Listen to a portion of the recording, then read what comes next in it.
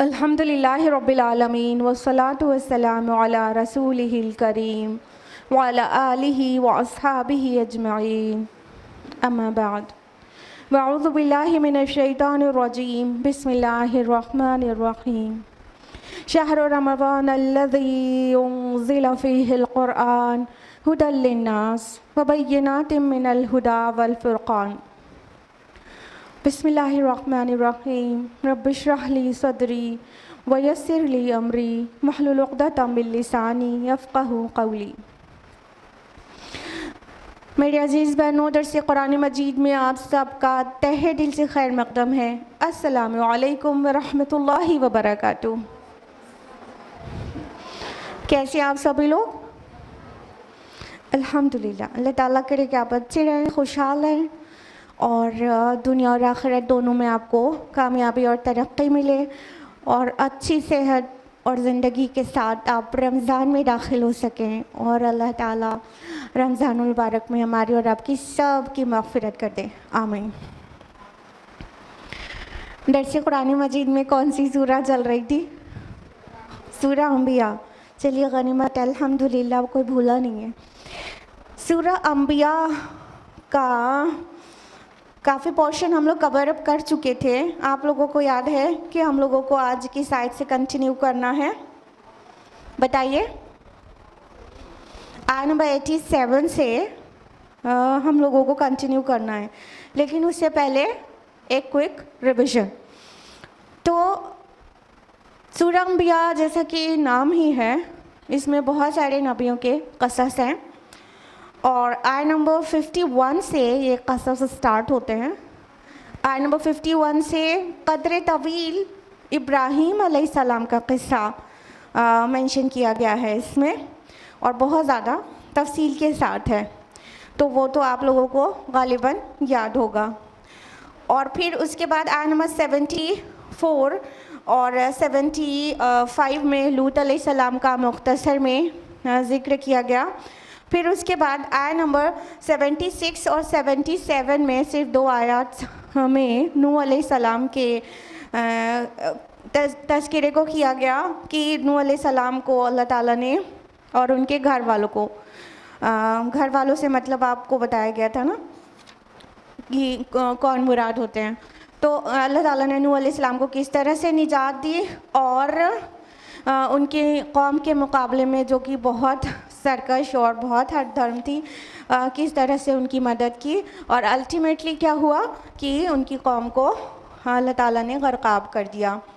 Then आयत number 78 से लेके 82 तक दाऊद और सुलेमान अलैहिमुस्सलाम का तज़किरा आया कि सुलेमान अलैहिस्सलाम को अल्लाह ताला ने किस तरह से क़ुव्वत फ़ैसला नसीब किया था और एक दाऊद अलैहिस्सलाम अपने वालिद सुलेमान अलैहिस्सलाम अपने वालिद दाऊद अलैहिस्सलाम के दरबार में बैठे थे। केस आया था जो बेहतर फ़ैसला उसका सुलेमान अलैहिस्सलाम ने कर दिया था और उसके अलावा ज़िक्र किया गया कि किस तरह से अल्लाह ताला ने दाऊद अलैहिस्सलाम को एक टैलेंट दिया था और वो था लोहे से ज़िराह बनाने का टैलेंट और सनअत, जो पूरा इंडस्ट्री वहीं से समझ लीजिए स्टार्ट हुई है और उसके बाद बहुत सनअती काम बहुत ज़्यादा प्रोग्रेस कर गए। फिर उसके बाद आयत नंबर 81 में सुलेमान अलैहिस्सलाम का ज़िक्र है कि अल्लाह ताला ने हवाओं को उनके लिए मुसख्खर कर दिया था और वो हवाएं उनकी मर्ज़ी से चलती थीं, या यूँ कहे कि वो हवाएं उनके मुआफ़िक चलती थीं जैसा उन्हें ज़रूरत होती थी। और आयत नंबर 82 में ये भी बताया अल्लाह ताला ने कि शैतान को यानी जिन्नात को अल्लाह ताला ने उनके कब्ज़े में दे दिया था और उनसे वो बड़े बड़े काम लिया करते थे। देन आयत नंबर 83-84 में अय्यूब अलैहिस्सलाम का ज़िक्र आया कि अल्लाह ताला ने कितना उन्हें सब्र दिया था और उन्हें आजमाया गया बहुत सारी तकालीफ देकर और बहुत ब्लेसिंग्स को छीन कर वापस, लेकिन उन्होंने स्टेडफास्टनेस दिखाई और वो साबित कदम रहे और अल्लाह ताला से जो दुआ की तो अल्लाह ताला ने उनकी तकलीफ़ को दूर कर दिया। उसके बाद आयत नंबर 85 और 86 में इस्माइल, इदरीस और जुल्किफ्ल अलैहिमुस्सलाम का ज़िक्र करके अल्लाह ताला ने फरमाया ये सब के सब क्या थे, ये साबिरीन थे और अल्लाह ताला ने इन सब को सौलेह बनाया और अपनी रहमत में दाखिल कर लिया। तो ये था पीछे का कुछ रिवीजन। अब हम लोग तफसील से जानेंगे आयत नंबर 87 ऑनवर्ड्स। आयत नंबर 87 है अऊज़ु बिल्लाहि मिनश शैतानिर रजीम बिस्मिल्लाहिर रहमानिर रहीम वज़न्नून इज़ ज़हब मुग़ादिबा, और मछली वाले को भी जब वो चल दिया गुस्से में भरा हुआ, फ़ज़न्ना अल्लन नक़दिर अलैहि, और उसने गुमान किया कि हम उस पर तंगी ना करेंगे, फ़नादा फ़िज़्ज़ुलुमात, फिर उसने अल्लाह ताला को तारीकियों के अंदर से, अंधेरों के अंदर से पुकारा, अल्ला इलाहा इल्ला अंता सुब्हानक, कि तेरे सिवा कोई माबूद नहीं, बेशक तू पाक है, इन्नी कुन्तु मिनज़ ज़ालिमीन, यकीनन मैं ही ज़ालिमों में से हूँ। अब हम लोग जानेंगे वज़न्नून। ज़ुन्नून किसका लक़ब है? यूनुस अलैहिस्सलाम का। एग्जैक्टली क्या यूनुस अलैहिस्सलाम मछली का कारोबार करते थे जो उनको ज़ुन्नून कहा गया, मछली वाला? हाँ नहीं, फिर एग्जैक्टली वो उनका प्रोफेशन नहीं था ज़ुन्नून जो कहा गया कि। और मछली वाले को भी जब वो गुस्से से भरा हुआ निकला तो यूजुअली हम अपने बोलचाल की लैंग्वेज में क्या जानते हैं, मछली वाला किसको कहते हैं? जो मछली पकड़ता और बेचता है, हाँ, जिसका प्रोफेशन होता है फिश से रिलेटेड। तो यहाँ पर ज़ुन्नून यूनुस अलैहिस्सलाम को कहा गया इसलिए नहीं कि उनका प्रोफेशन था, बल्कि एक मिरेकल हुआ जो उनके साथ कि मछली ने उन्हें निगल लिया था और वो उसके बाद भी ज़िंदा वापस आ सके। तो इसका तफसीलात कुछ सूरह साफ़ात में भी है। अभी हम लोग यहाँ पे जानेंगे कि अल्लाह ताला ने क्या ज़िक्र किया है कि और ज़ुन्नून जब गुस्से में भरा हुआ निकला, यहाँ पर इज़ ज़हब मुग़ादिबा, मुग़ादिबा जो वर्ड आया है वो बाब मुफ़ाइला से है और बाब मुफ़ाइला में शिद्दत और बहुत ज़्यादा वो पाई जाती है, एक्सट्रीम पाया जाता है। तो इसका मतलब हुआ मुग़ादिबा जब कहा गया तो इससे पता चला गुस्से में भरा हुआ, गुस्से में नहीं, बहुत ज़्यादा गुस्से में भरा हुआ, यानी एक शिद्दत पता चल रही है कि बहुत ज़्यादा वो गुस्से में थे। और फिर उन्होंने क्या किया कि वो गुस्से से भरे हुए निकल गए। कहाँ निकल गए थे वो? किसी को पता है किस कौम पर मबूस हुए थे यूनुस अलैहिस्सलाम? बिल्कुल सही, माशाअल्लाह, बारकल्लाहु फिल इल्म। नैनवा कौम थी, हाँ, वहाँ पर मबूस किए गए थे। हालांकि नैनवा वर्ड कुरान मजीद में नहीं आया है। तो ये नैनवा शहर था एक, उस कौम के लिए यूनुस अलैहिस्सलाम को मबूस किया गया था। और दीगर रसूलों की अक़वाम की तरह यूनुस अलैहिस्सलाम की कौम भी बहुत ही नाफरमान थी और उनकी बात मान कर नहीं दे रही थी। तो उनके लिए अज़ाब की ख़बर आ चुकी थी अल्लाह ताला की तरफ से। जैसे 6 रसूलों का ज़िक्र है कुरान मजीद में, बहुत रिपीटेडली बयान किया गया है कि कुछ वो सारे रसूल जैसे नूह अलैहिस्सलाम और शुएब अलैहिस्सलाम और मूसा अलैहिस्सलाम और 6 अक़वाम, इन सभी के रसूलों ने इनको बुलाया अल्लाह की तरफ, हक़ की तरफ, लेकिन इन्होंने मान कर नहीं दिया। तो अल्टीमेटली उन पर अज़ाब आ गया, उन पर पनिशमेंट आ गई, डिवाइन पनिशमेंट, और वो सब बर्बाद हो गए, ख़त्म हो गए, सफ़ाई हस्ती से मिट गए। तो यूनुस अलैहिस्सलाम की कौम भी उनकी बात नहीं मान रही थी, एक अल्लाह की इबादत के लिए तैयार नहीं हो रही थी और अपने रसूल की इताअत नहीं कर रही थी। तो फिर उन पर अज़ाब की ख़बर आ चुकी थी। जैसे दीगर अक़वाम में अल्लाह ताला अपने रसूल के ज़रिए ख़बर पहुँचा देता है कि नहीं मानेंगे तो सो एंड सो डे पर उन पर अज़ाब आ जाएगा, पनिशमेंट उनके पास आ जाएगी, डिवाइन पनिशमेंट। लेकिन यूनुस अलैहिस्सलाम की कौम को डरा दिया गया, सब कर दिया गया, नहीं मान रहे थे। तो यूनुस अलैहिस्सलाम अल्लाह ताला की तरफ से हिजरत की इंडिकेशन आने से पहले पहले कौम से नाराज़ होकर बस्ती से निकल गए। और रसूलों का क्या काम होता है कि हर एक कदम अल्लाह के हुक्म पर ही उठाएं, यहाँ तक कि हिजरत के लिए जब तक हुक्म ना आ जाए हिजरत नहीं करें। आपको हमारे प्यारे नबी सल्लल्लाहु अलैहि वसल्लम के मुतालिक हिजरत के बारे में डिटेल से पता है ना कि बहुत सारे लोग मदीना हिजरत कर चुके थे, लेकिन रसूलुल्लाह सल्लल्लाहु अलैहि वसल्लम अल्लाह के हुक्म का इंतज़ार कर रहे थे। यहाँ तक कि अबू बकर रज़ियल्लाहु अन्हु उनसे पूछा करते थे, या रसूलल्लाह क्या कोई हुक्म आया? तो फरमाते थे नहीं। जब अल्लाह ताला की तरफ से हुक्म आया है कि अब उन्हें माइग्रेट करना चाहिए, तो रसूलुल्लाह सल्लल्लाहु अलैहि वसल्लम ने हिजरत की मक्का से मदीना की तरफ।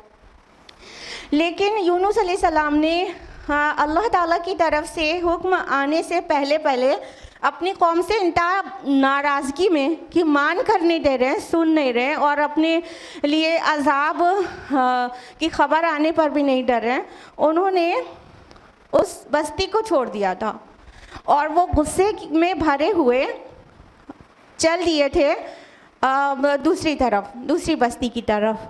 फिर क्या हुआ, बीच में क्या कहा गया, फज़न अल्लन नक़दिर अलैहि, उसने क्या गुमान किया कि हम उस पर तंगी ना करेंगे। अब अच्छा इसमें गौर करने की बात यह है कि अगर इसको ट्रांसलेशन ये किया जाए कि उसने वो क्या समझे कि हम उन पर कुदरत नहीं रखते, तो ये बहुत गलत होगा, क्योंकि ये तर्जुमा सही नहीं है। रसूल के लिए ऐसी बात तसव्वुर भी नहीं करना चाहिए कि रसूल कभी ऐसा सोचेगा कि अल्लाह ताला उस पर कुदरत नहीं रखता। एक्चुअली बात को समझने की ज़रूरत है। इमाम राग़िब और जौहरी रहमहुल्लाह ये फरमाते हैं कि जब वर्ड कद्र जो फ़िअल कद्र है वर्ब, जब ये अला के सिला के साथ आता है, आगे अला है ना, नक़दिरा अलैहि, अल्लाह के सिला के साथ आता है, तो इसका माना कुदरत नहीं होता, बल्कि इसका माना होता है तंगी, टाइटनेस, पावर नहीं होता, टाइटनेस होता है।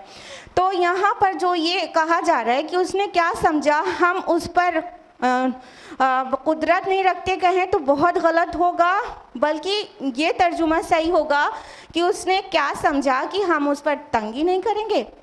और अल्लामा कुर्तुबी ने फरमाया कि ये वाला जो तर्जुमा है, अल्लाह आप पर कादिर ना हो सकेगा, ये मरदूद है, काफिराना है, तो इस तर्जुमे से बचना चाहिए। तो एक्चुअली यहाँ पर तर्जुमा होगा कि उन्होंने क्या समझा कि हम उन पर तंगी नहीं करेंगे, उन्हें टाइटनेस नहीं करें, उन्हें टाइट नहीं करेंगे, यानी वो निकल गए तो अल्लाह ताला कुछ भी उन्हें नहीं कहेंगे। फिर वो निकले थे बस्ती से और बस्ती को क्रॉस करने के लिए बीच में रिवर आई और उसमें वो एक कश्ती में सवार हुए, उसमें और भी लोग थे बोट में। तो वो कश्ती चलती है और अब इसकी तफसीलात तो कुरान में नहीं है, इसराइली रिवायात से लेना पड़ता है। तो जो कहा जाता है कि उसमें एक इंटरप्रिटेशन तो ये है कि कश्ती का वज़न ज़्यादा था और आगे जाके कश्ती डोलने लगी थी और वो डूब जाती, और ये कहा गया कि अगर इसमें से कोई एक उतर जाएगा यहाँ पर, उसका वज़न हल्का हो जाएगा तभी बच पाएंगे। तो अपनी जान देने के लिए कौन तैयार होता, तो कुरान डाला गया और कुरान में यूनुस अलैहिस्सलाम का नाम बार बार निकला। एक इंटरप्रिटेशन ये है कि कश्ती में समझा जा रहा था कि कोई सिनर है और उसको उतरना होगा, और फिर कुरान डाला गया और यूनुस अलैहिस्सलाम का नाम निकला। बहरहाल वो बैकग्राउंड में जो भी था, कश्ती से पानी में यूनुस अलैहिस्सलाम को ही उतरना पड़ा। तो यूनुस अलैहिस्सलाम जिस सिचुएशन में आए थे वैसे ही गुस्से और गम से निढाल थे, और उस पर से ये भी आजमाइश आ गई कि उनको पानी में डूबना है।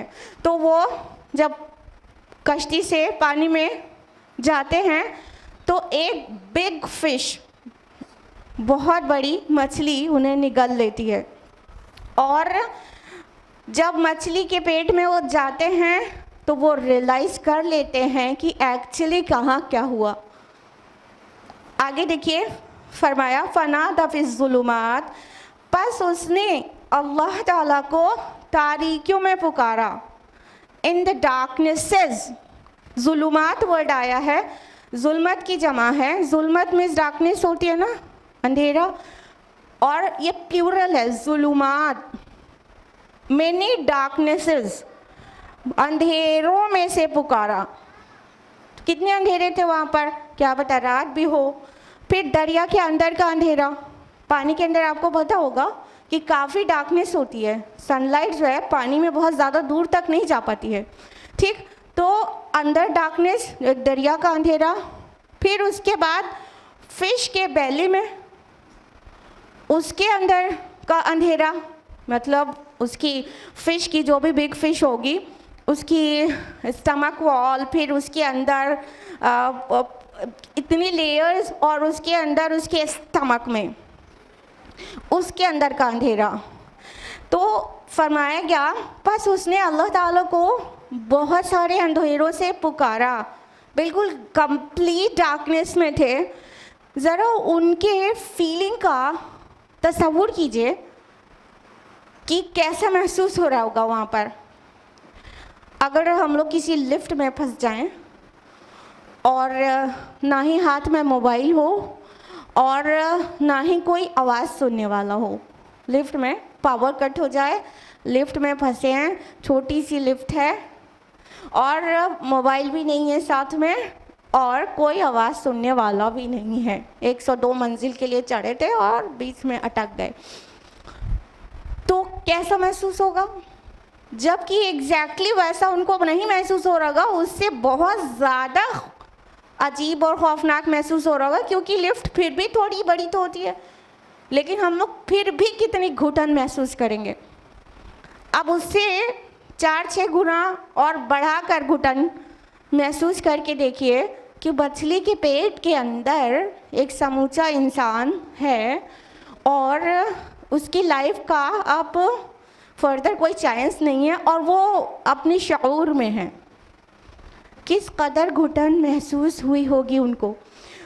एक रिवायत में आता है कि 3 दिन थे और मतलब मछली के पेट में, और एक रिवायत में आता है कि फ्यू आवर्स जितना टाइम होता है उतनी देर थे। बहरहाल तो अंदर से वो कितना बेचैन हुए होंगे और उन्होंने अपनी फॉल्ट का रियलाइजेशन किया। यही नबियों की सुन्नत और सालिहीन की सुन्नत है। क्या वो समझ गए कि उनसे गलती हुई है?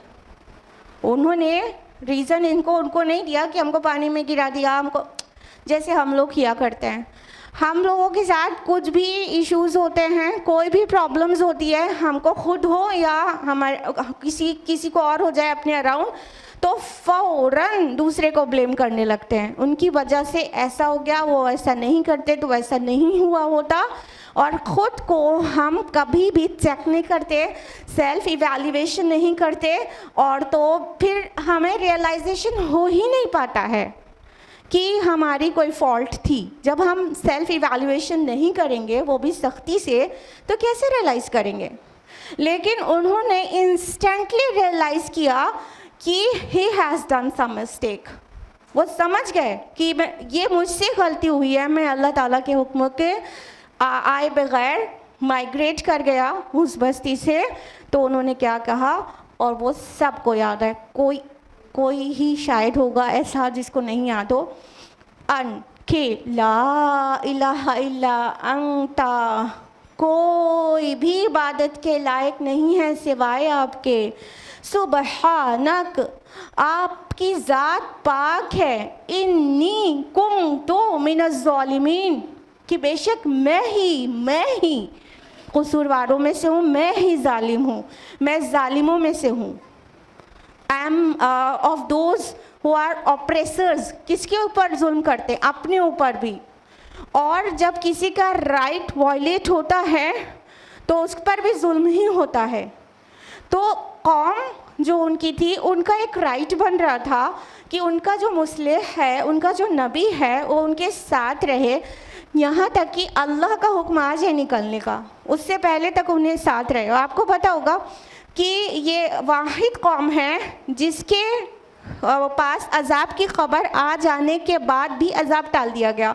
इधर यूनुस अलैहिस्सलाम वहाँ बस्ती से निकले, अल्लाह के हुक्म के बगैर बस्ती से निकले। उधर बस्ती वालों को, उनकी कौम को रियलाइजेशन हो गया कि जब अजाब के आसार ज़ाहिर होने लगे तो वो समझ गए कि अब तो हम गए। वो सब ओपन में निकलकर अल्लाह ताला की से तौबा करने लगे और अल्लाह की तरफ पलटने लगे। तो अल्लाह ताला ने अजाब का आसार आने के बाद कभी अजाब नहीं टाला जाता, लेकिन सिवाय कौम यूनुस के, क्योंकि उससे एक ख़ता हो गई थी कि वो अपनी कौम को वक्त से थोड़ा पहले छोड़कर निकल गए थे, तो उसका बेनिफिट मिल गया कौम को कि अल्लाह ताला ने अजाब को टाल दिया।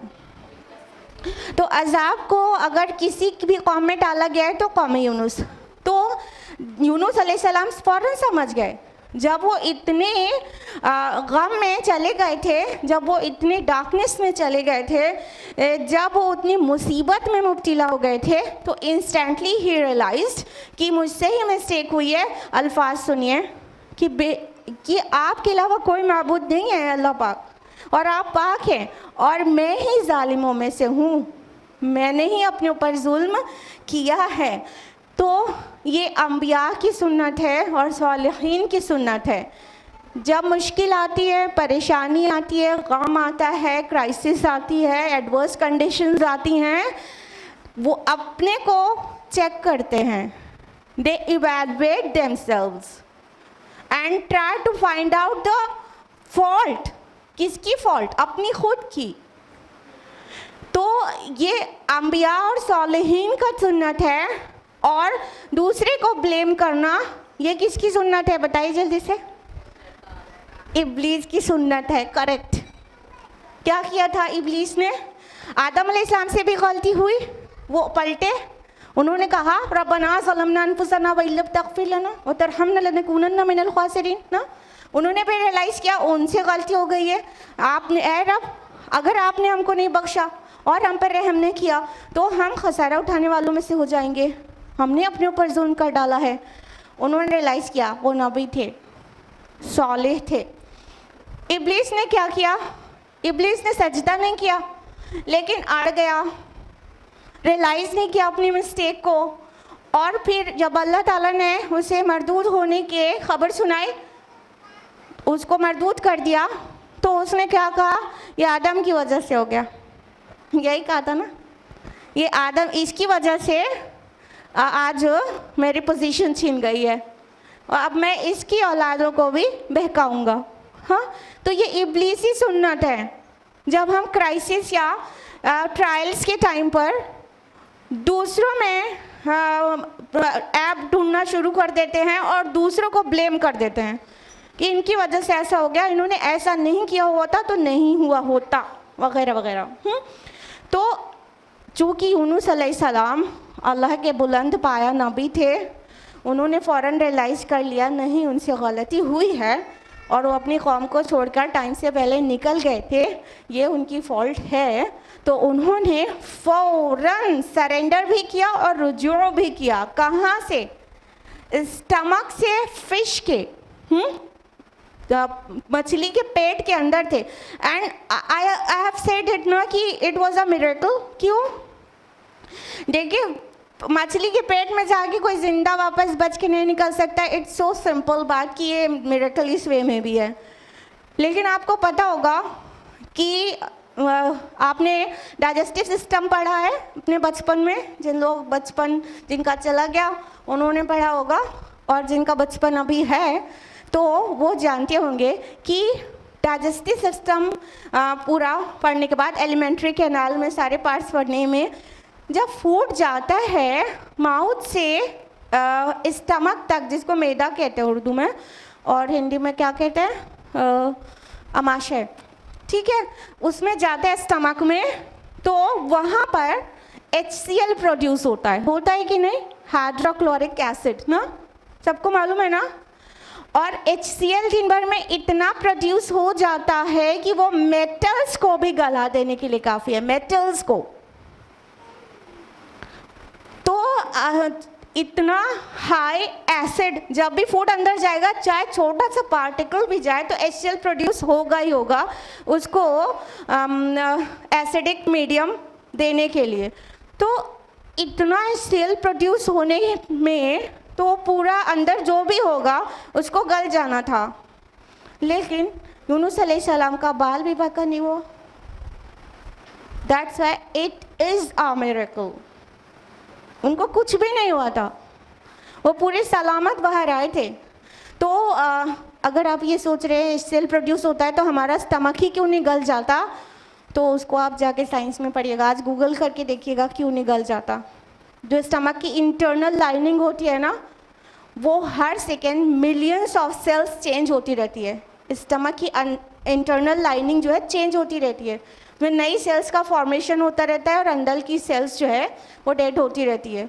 तो आपका रब आपका इतना ख्याल रखता है कि आप के फूड को HCl की ज़रूरत है, लेकिन वो HCl सिर्फ फूड पे एक्शन लेता है और आपके स्टमक की इंटरनल लाइनिंग ज़रा भी डिस्टर्ब नहीं होती, आपका पेट नहीं गल जाता। लेकिन अंदर से कोई चीज़ जाएगी, बाहर से अंदर कोई चीज़ जाएगी तो उस पर तो HCl वर्क करेगा ना। तो यूनुस अलैहिस्सलाम he was in the stomach of the fish, लेकिन उनको HCl ने भी नुकसान नहीं पहुंचाया, क्योंकि अल्लाह ताला के ख़ास बंदे थे। अल्लाह ताला को उन्हें रियलाइजेशन देना था और उनके ज़रिए हम सब तक ये मैसेज भेजना था कि जो भी ख़ता करने के बाद अल्लाह की तरफ पलटता है तो अल्लाह ताला मिरेकुलसली भी उसकी हिफाजत करता है। देखिए आयत नंबर 88 में क्या कहा गया, फस्तजबना लहू, तो हमने उसकी दुआ कबूल फरमाई, वनज्जयनाहु मिनल गम, और उसको गम से नजात दी, वकज़ालिका नुंजिल मुमिनीन, और इसी तरह हम नजात दिया करते हैं अहले ईमान को। वाज़ेह हो गया ना। अल्लाह ताला ने फरमाया कि हमने उसकी दुआ कबूल फरमाई। उन्होंने कहा था ना कि अल्लाह आप पाक हैं, ख़ता करने वाला मैं हूँ, जुल्म करने वाला मैं हूँ, मुझसे ख़ता हो गई है।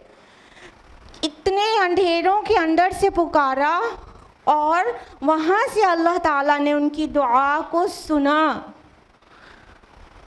हदीस में आता है कि फरिश्ते कहने लगे ये आवाज़ कैसी है, बड़ी कमज़ोर सी है, और ये आवाज़ किसकी है? अल्लाह ताला ने कहा ये मेरे बंदे यूनुस की है। मछली के पेट के अंदर से पुकार रहे हैं और अल्लाह ताला सुन रहा है और जवाब दे रहा है। पहुंचा अल्लाह ताला मदद को, फस्तजबना लहू, और हमने उसको जवाब दिया। अल्लाह ताला फरमा रहे हैं हमने उसको जवाब दिया, उसकी पुकार को मैं पहुंचा। सूरह बकरा सूरह नंबर 2 आयत नंबर 186 में क्या कहा, वइज़ा सअलका इबादी अन्नी फ़इन्नी क़रीब।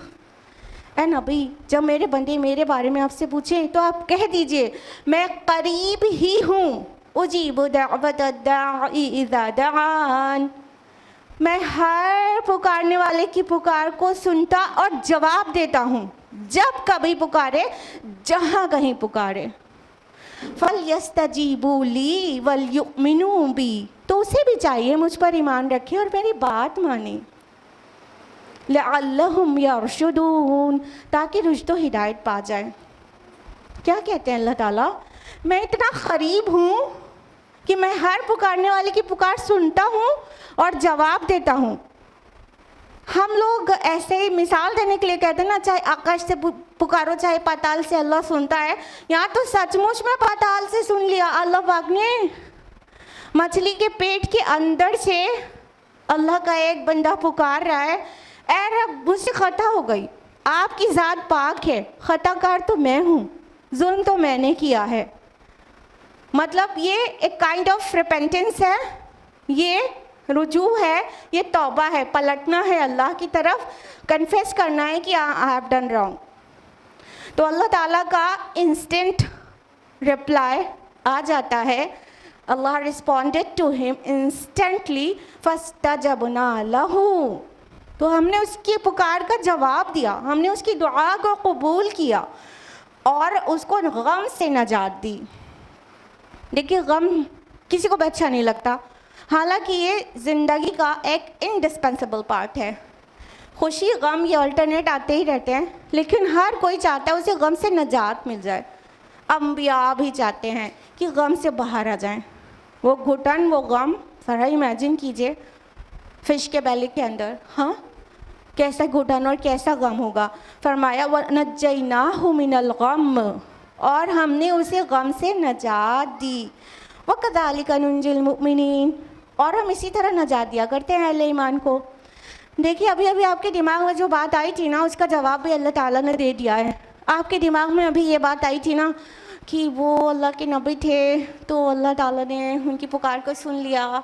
हम कहाँ, हम तो बड़े गुनहगार, हम तो ऐसे, कहाँ हमारी पुकार सुनी जाएगी इतनी आसानी से। अगर आपने ऐसा सोचा था तो अल्लाह ताला ने जवाब उसी आयत में दे दिया, वकज़ालिका नुंजिल मुमिनीन, और इसी तरह हम नजात दिया करते हैं तमाम मोमिनीन को, सबको, सारे अहले ईमान को। यानी ये चीज़ कि अल्लाह सुनेगा, जवाब देगा, मदद करेगा, सिर्फ अंबिया के साथ ख़ास नहीं है। जो भी अल्लाह के मानेगा, जो भी अल्लाह पर ईमान रखेगा और उसके मुताबिक अपनी ज़िंदगी को चलाएगा, अल्लाह उसकी पुकार को देन एंड देयर रिस्पॉन्स देगा, देन एंड देयर। तो हमें बस चाहिए, एकदम वाज़ेह तो कहा गया ना सूरह बकरा सूरह नंबर 186, अभी जो हमने आपके लिए कोट की, कि उसे भी चाहिए फस्तजीबू ली वल युमिनू बी, उसे भी चाहिए कि मेरी बात माना करे, मुझ पर ईमान रखा करे। तो ये 2 वे प्रोसेस है, ये 1 वे ट्रैफिक नहीं है कि हम सोचें कि हम जब चाहें अल्लाह ताला को पुकारें और अल्लाह ताला हमको हमेशा देन एंड देयर रिस्पॉन्स दे, हमारी पुकार को पहुँचे। लेकिन जब रब के मानने का टाइम आए हमको, तो हम पीठ दिखा दें और हम इधर से निकल जाएं और उधर से निकल जाएं। हम रब की ना माने और हम चाहें कि रब हमारे हर पुकार को पहुँचे, तो ऐसे नहीं होता, ऐसे नहीं होता।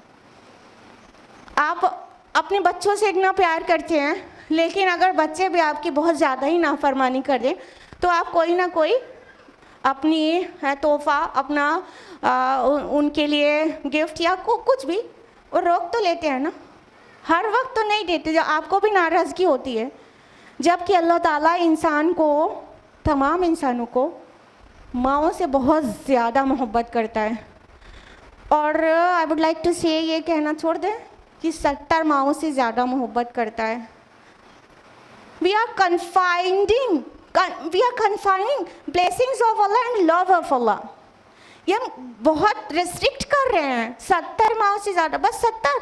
अरे वाली हदीस याद है ना कि अल्लाह ताला ने रहमत के 100 हिस्से किए, एक हिस्से में दुनिया में पूरी सबके अंदर जो रहमतें और मोहब्बतें हैं उनको दिया और 99 अपने पास रखा। यानी हर वो माँ जो अपने बच्चे के लिए ममता रखती है, मोहब्बत रखती है, वो सारी माएँ दुनिया की मिला के, सारे परिंदों की माएँ और सारे जानवरों की माएँ, जितने आप देखते हैं ना कि कोई भी एनिमल हो वो भी अपने बच्चे को प्यार करता है और रहमत उसके लिए रखता है। तो ये दुनिया की पूरी मोहब्बतें और रहमतें वो अल्लाह ताला के रहमतों का 1 पार्ट है और 99 पार्ट अल्लाह ताला के पास है। तो अभी कैसे लॉजिकल वो 70 माओं से ज़्यादा मोहब्बत करता है? नहीं, इट्स फेक। ऐसी कोई हदीस नहीं है और ऐसा कोई ऑथेंटिक किसी स्कॉलर का भी कॉल नहीं है, ठीक है। तो अल्लाह ताला उससे बहुत ज़्यादा हमसे मोहब्बत करते हैं। तो हम अल्लाह की ना माने तो भी अल्लाह ताला हमें फूड देते हैं, वाटर देते हैं, ऑक्सीजन देते हैं, हाँ, और हमें घर दिया, अपने दिया, सब अपनों की मोहब्बतें दिया। कितने सारे अनकाउंटेबल ब्लेसिंग्स हम पर रखते हैं अल्लाह पाक। हाँ, हम नहीं मानते तो भी, हम कहते हैं देयर इज़ नो गॉड तो भी बारिश होती है हमारे घरों में भी। जो भी कहता है no there is no god, Allah Taala उसके घर में भी धूप निकालते हैं, सूरज की रोशनी पहुंचती है, हर एक चीज़। हाँ, तो कुछ अल्लाह की रहमत आम्मा है, वो सब के लिए है, और रहमत खासा है, special blessing, special blessing is for special ones. और वो स्पेशल वंस कौन है? जो अल्लाह की मानते हैं।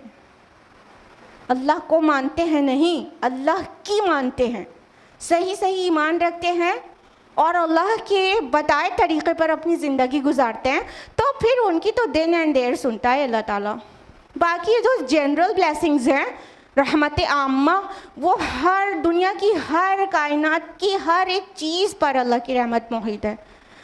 तो ये लेकिन चाहते हैं अल्लाह की ख़ास रहमतें हों, मेरे ऊपर भी इनायतें हों, तो अल्लाह ताला कहते रहें सिर्फ अम्बिया की नहीं, मोमिनीन की भी पुकार को हम पहुँचते हैं, उसका भी जवाब देते हैं, इसी तरह उनको भी गम से नजात देते हैं।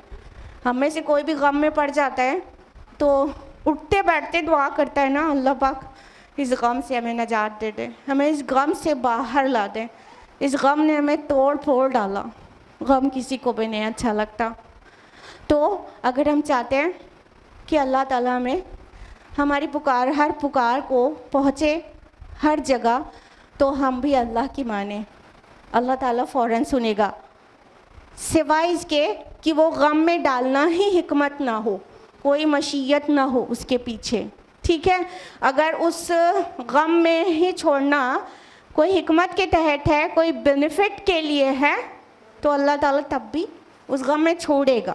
लेकिन अगर हिकमत का तकाज़ा और मशीयत का तकाज़ा नहीं है, तो अल्लाह ताला सुनेंगे और उस गम से नजात देंगे। आयत नंबर 89 है, व ज़करिया इज़ नादा रब्बह, और ज़करिया अलैहिस्सलाम को जब उसने पुकारा अपने रब को, रब्बि ला तज़रनी फ़र्दन व अंता खैरुल वारिसीन, परवरदिगार मुझे अकेला ना छोड़ और यकीनन तू ही बेहतरीन वारिस है।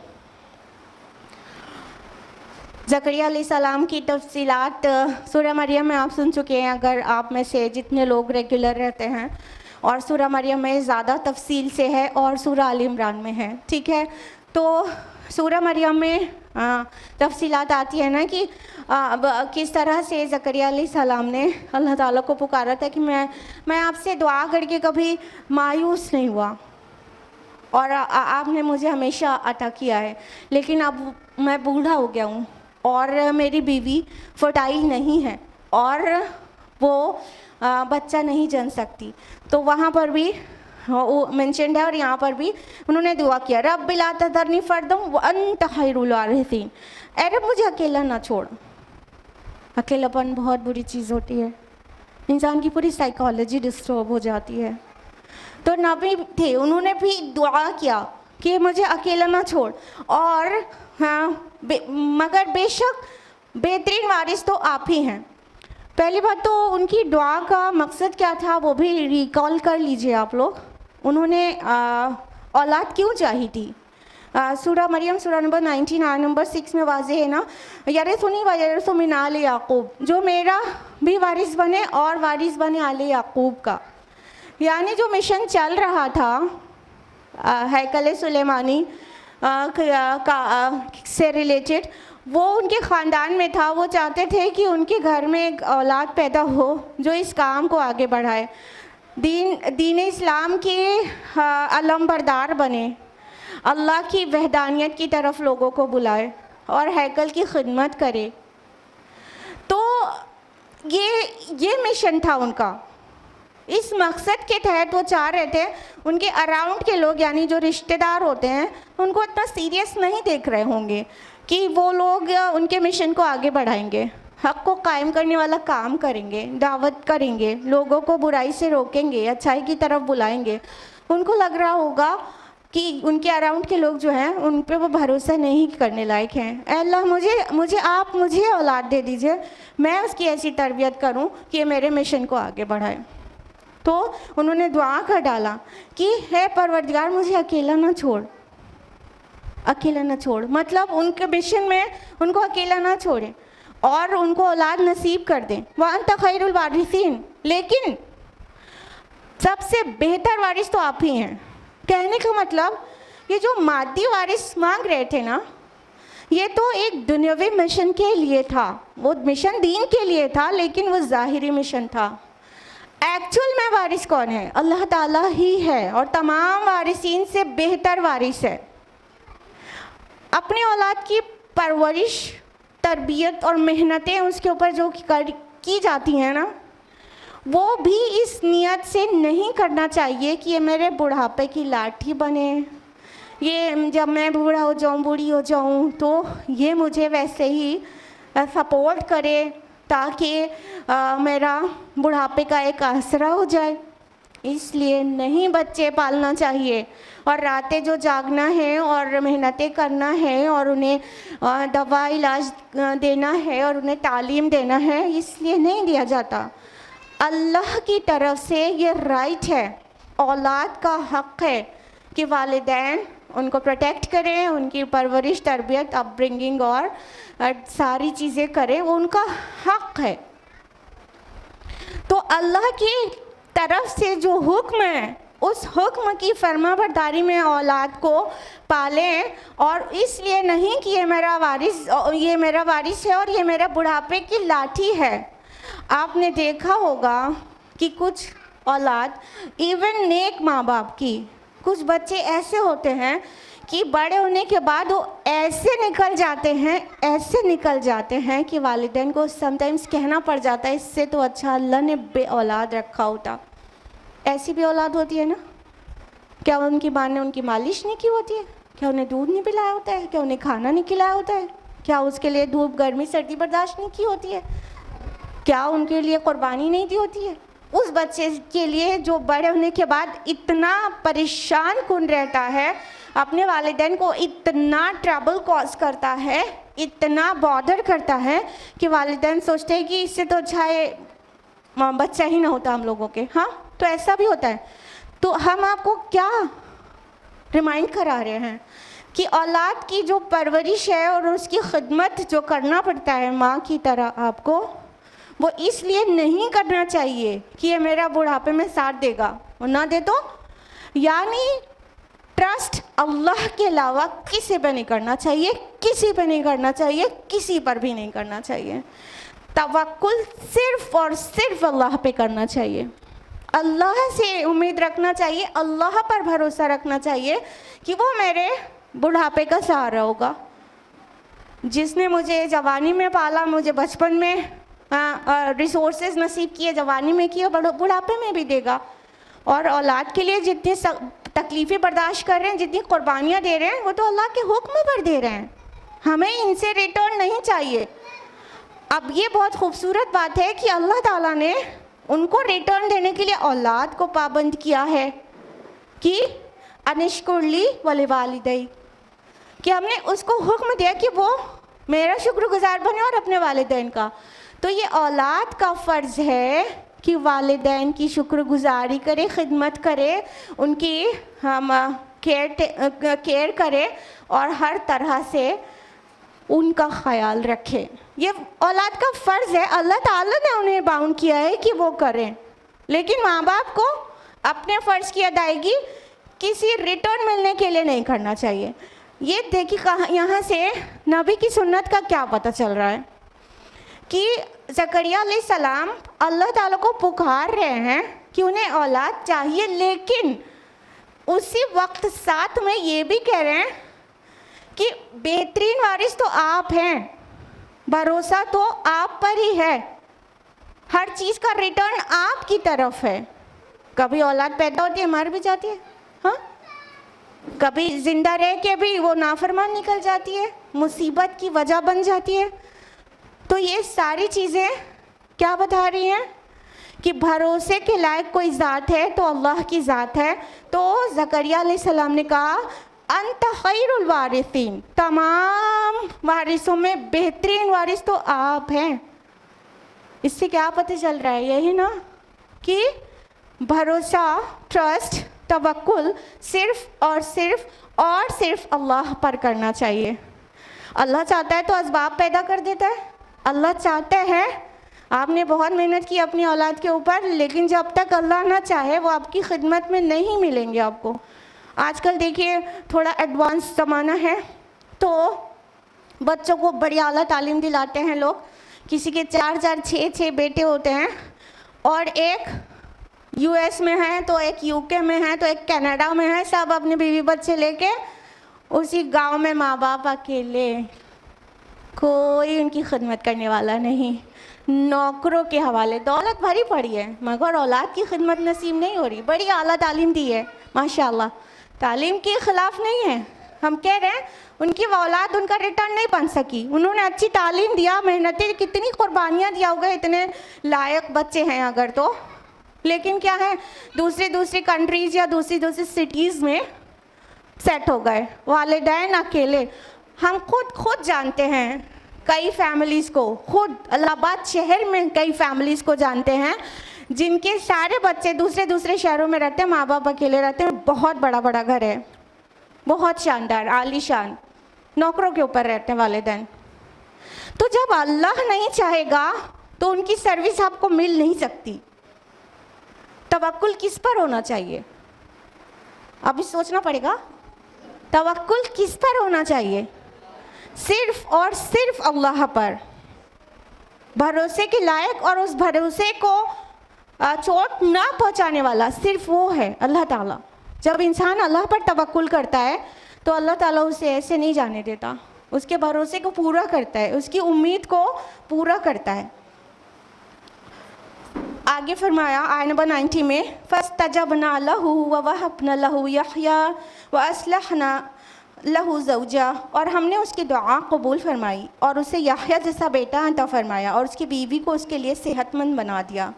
इन्नहुम कानू युसारिऊना फिल खैरात व यदऊनना रगबन व रहबा, यकीनन ये लोग जो भलाई के कामों में बहुत जल्दी करते थे और हमें पुकारते थे रग़बत और खौफ से। वकानू लना खाशिईन, और वो सब हमारे सामने आजिज़ी इख्तियार करने वाले थे।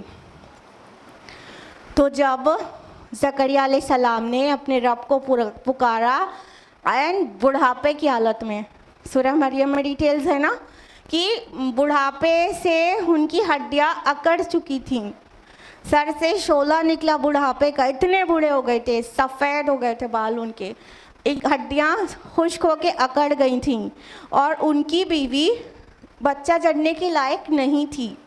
ठीक है, वो इनफर्टाइल थी और वो बूढ़े हो चुके थे और अल्लाह से मायूस नहीं हुए। बज़ाहिर इंसान देखता है असबाब पर, जो देखता है जिस हिसाब से असबाब है उस हिसाब से दुआ करता है कि अब ये तो मुमकिन नहीं रहा, ये दुआ करो। अल्लाह ताला के लिए कुछ नामुमकिन थोड़ी है। उन्होंने बुढ़ापे में बीवी बांझ है, अल्लाह से दुआ की कि मुझे औलाद दे दे अल्लाह पाक, लेकिन यकीन आप पर है, बेहतरीन वारिस तो आप ही हैं। तो अल्लाह ताला ने उन्हें बुढ़ापे में बेटा नसीब किया। क्या नाम था? यहया अलैहिस्सलाम। अल्लाह ताला ने खुद ये नाम रखा और फरमाया यहया जैसा बेटा, यानी वो भी नबी, वो भी सौलेह, और उनकी बीवी को कहा उनके लिए अच्छा कर दिया।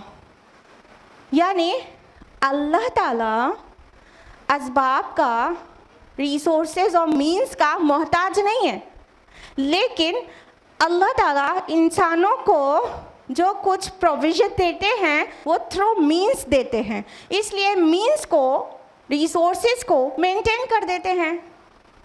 ठीक है, अल्लाह ताला से दुआ किया उन्होंने, बीवी उनके बच्चा जनने लायक नहीं थी, खुद भी बूढ़े हो गए थे, अल्लाह ताला ने सब ठीक ठाक कर दिया और उनको औलाद नसीब कर दी। यानी अल्लाह बाउंड नहीं है मीन्स का, लेकिन इंसान को मीन्स के ज़रिए से ही मिलता है, तो वो जो ज़रिया है, जो असबाब है, उसको अल्लाह मेंटेन कर देते हैं, काम के लायक बना देते हैं। वो कल तक काम के लायक नहीं था, अभी काम के लायक बना देते हैं और हो जाती है चीज़ें।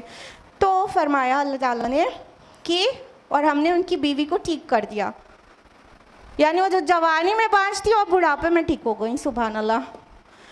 और फरमाया कि ये लोग जो थे ना, ये सब के सब भलाई के कामों में जल्दी करते थे। अब ये सब प्लूरल का जो सेगा है, इससे मालूम हो रहा है कि इससे पहले जितने अंबिया का जिक्र आया उन सब के लिए कहा गया। ठीक है, इससे पहले हम लोगों ने अभी जाना, ये तो ज़करिया अलैहिस्सलाम की बात हो रही है याह्या अलैहिस्सलाम की बात हो रही है, इसके ऊपर अय्यूब अलैहिस्सलाम, यूनुस अलैहिस्सलाम, अय्यूब अलैहिस्सलाम और इब्राहिम अलैहिस्सलाम, लूत अलैहिस्सलाम, ये और दाऊद और सुलेमान अलैहिस्सलाम, इन सभी का रिविज़न भी दिया आपको। ये सभी का तज़किरा आया था ना, तो मान के चलेंगे इन सब के लिए कहा जा रहा है ये यकीनन ये लोग थे कैसे, जो भलाई के कामों में जल्दी करते थे, प्रोक्रेस्टिनेशन नहीं करते थे कि अभी कर लेंगे तभी कर लेंगे।